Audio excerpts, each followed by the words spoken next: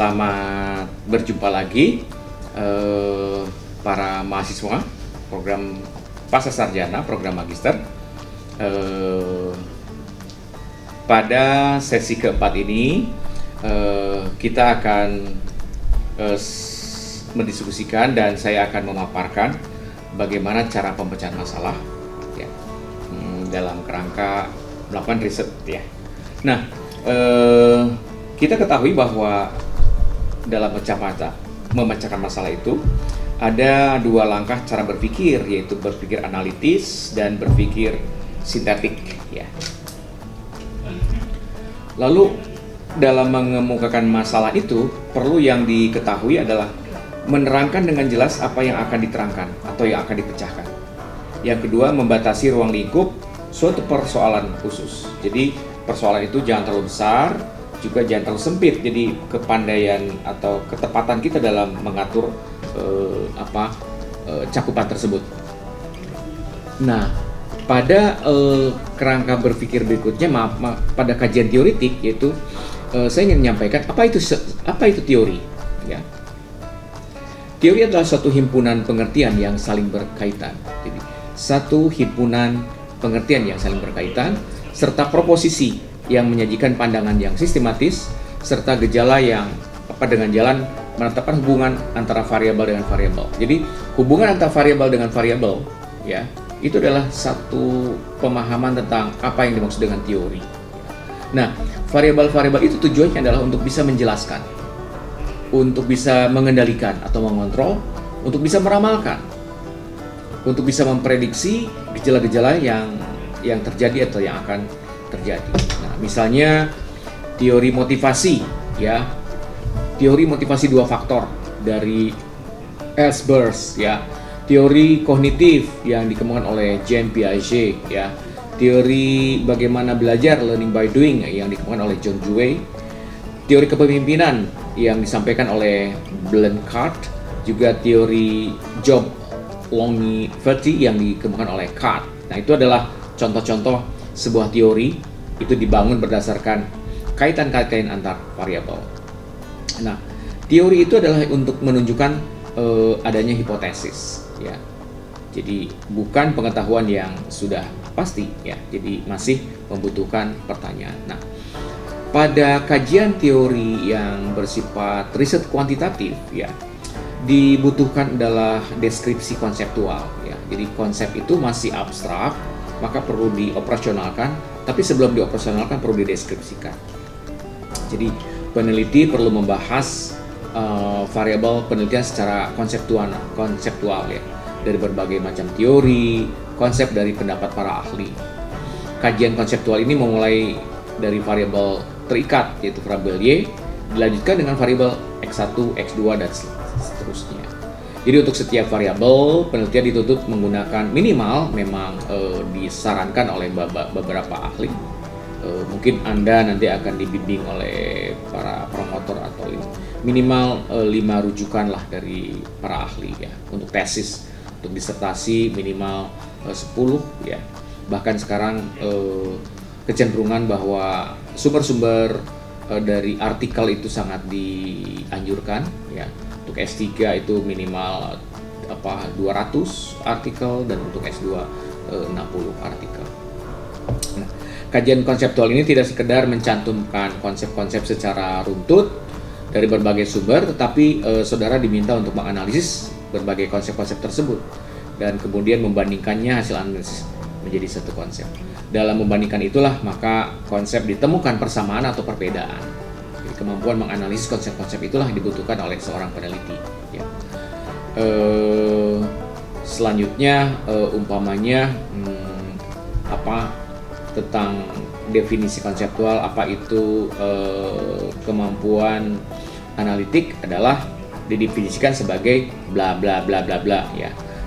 Nah, terus Anda mengutip kemampuan berpikir analitis dari berbagai macam pendapat, mungkin ada 5, 6, lalu saudara bertugas adalah untuk menyimpulkan atau mensintesiskan. Dengan demikian yang dimaksud dengan berpikir analitik dalam penelitian ini adalah ini. Jadi kemampuan membuat satu sintesis lah itu yang dibutuhkan. Nah, ada lagi yang langkah berikutnya dalam membuat ini adalah penelitian relevan. Kenapa penelitian relevan itu dibutuhkan? Yaitu mendeskripsikan penelitian relevan dan masalah-masalah penelitian, baik yang mendukung maupun yang bertentangan.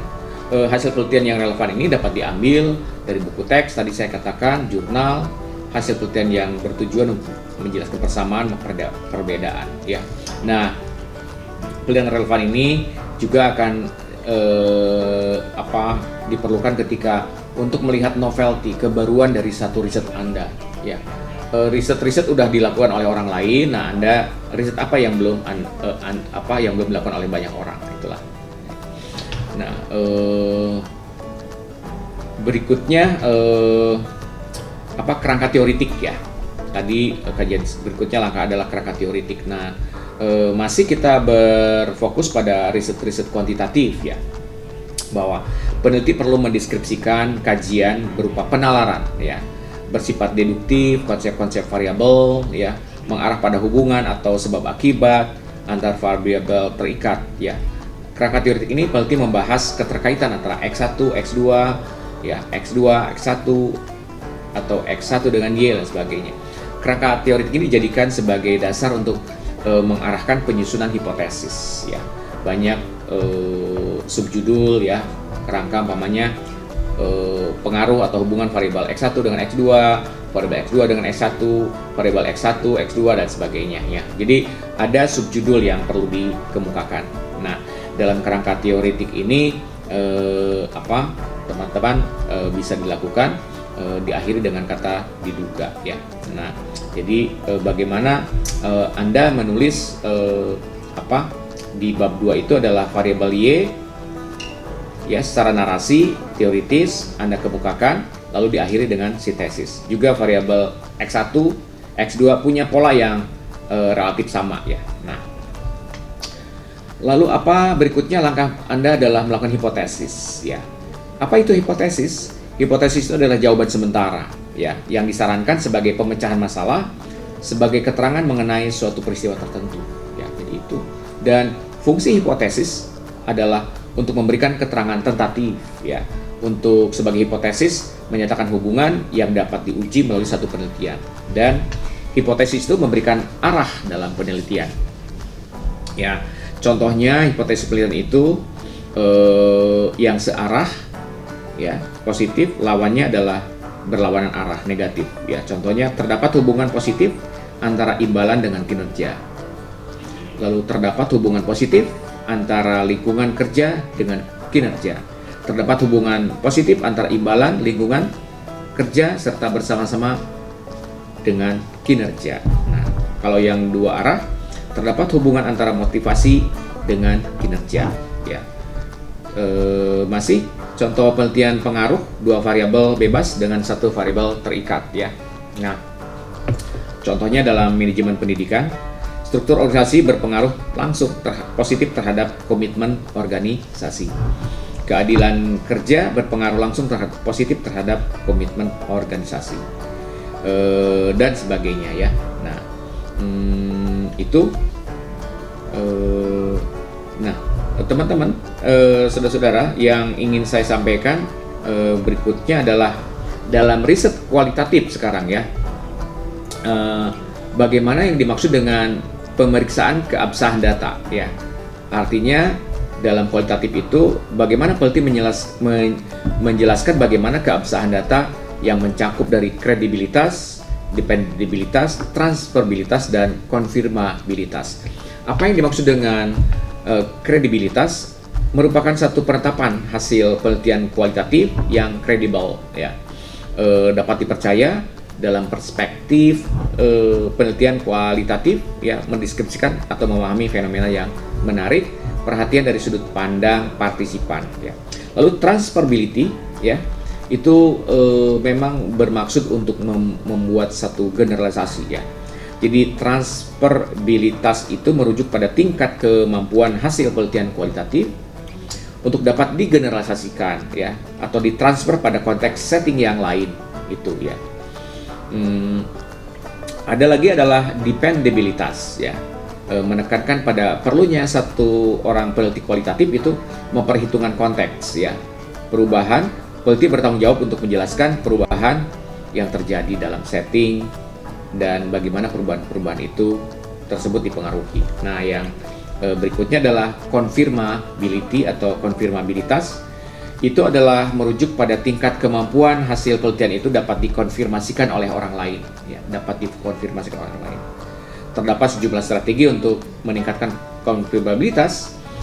Peneliti dapat mendokumentasikan prosedur untuk mengecek dan mengecek kembali seluruh data penelitian. Ya, peneliti lain mengambil satu peran namanya devil advocates atau hasil penelitian didokumentasikan. Itu, dan berikutnya saya ingin menjelaskan tentang populasi ya. Sampel dalam riset kuantitatif tadi barusan menyela adalah bagaimana proses keabsahan data itu adalah riset kualitatif, tapi sekarang saya ingin menyampaikan bagaimana populasi dan sampel dalam riset kuantitatif. Jadi populasi adalah seluruh unit yang akan diselidiki karakteristiknya ya. Populasi dapat dibagi atas populasi target dan populasi terjangkau. Nah, populasi terjangkau terdiri dari keseluruhan unit yang benar-benar mendapat kesempatan untuk dipilih sebagai sampel. Ya, populasi target adalah populasi yang menjadi daerah generalisasi dari suatu penelitian. Nah, populasi itu keseluruhan subjek penelitian. Ya, populasi berhubungan dengan data, bukan dengan manusia. Jika setiap manusia memberikan satu data, maka banyak ukuran populasi yang akan sama banyaknya manusia itu sendiri ya. Ukuran populasi dapat terhingga dan tak terhingga, jadi bisa sedikit bisa banyak ya. Populasi merupakan sasaran ideal dari generasi hasil penelitian disebut populasi sasaran. Jadi sasaran ideal, jadi menjadikan target population ya. Populasi merupakan sasaran realistik dari generasi hasil penelitian disebut populasi terjangkau. Jadi memang populasi yang akan digunakan untuk wilayah generalisasi. Nah, sampel diambil dari populasi yang homogen. Itu yang perlu diperhatikan ya. Sekarang bicara ukuran sampel. Satu faktor penentu kualitas satu riset adalah ukuran sampel.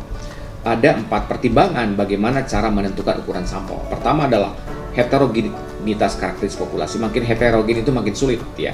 Maka tingkat presisi yang dikehendaki.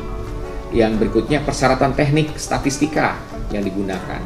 Yang terakhir adalah ketersediaan waktu, tenaga, dan biaya ya.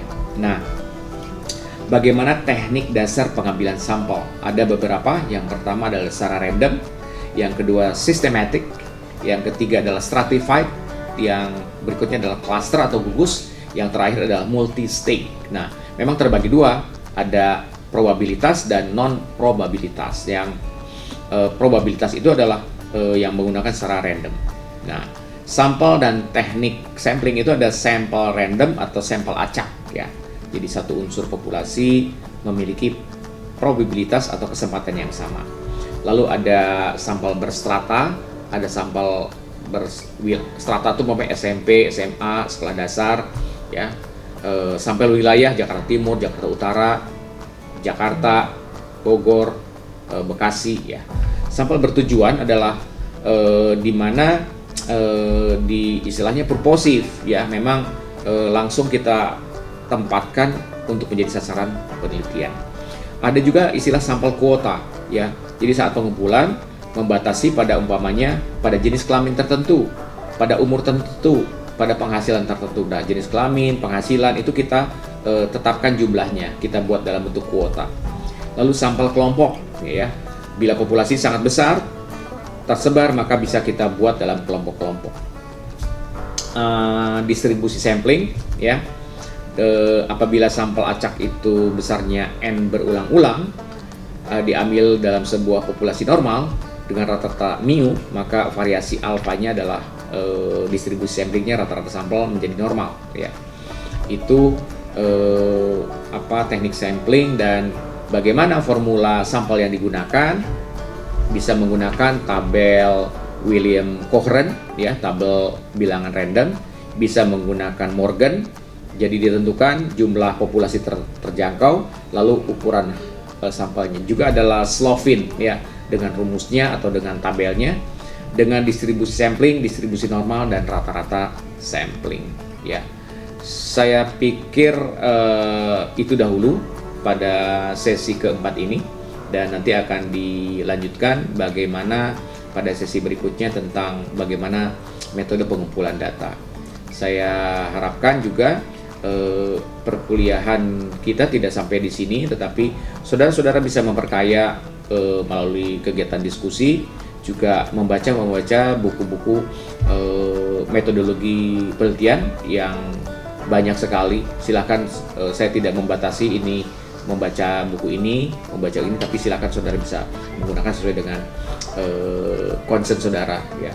Ada tentang metode riset khusus R&D, umpamanya ada tentang khusus tentang sejarah, tentang eksperimen dan sebagainya ya. Memang nanti minggu depan pada sesi berikutnya maksud saya akan kita membahas tentang bagaimana cara mengumpulkan data. Yang kita tahu bagaimana wawancara ya, bagaimana observasi, bagaimana membuat kuesioner, bagaimana membuat mengumpulkan dengan dokumentasi dan focus group discussion. Juga nanti bagaimana menyusun alat instrumen baik tes maupun non tes. Saya pikir demikian. Terima kasih. Wassalamualaikum warahmatullahi wabarakatuh. Salam sehat.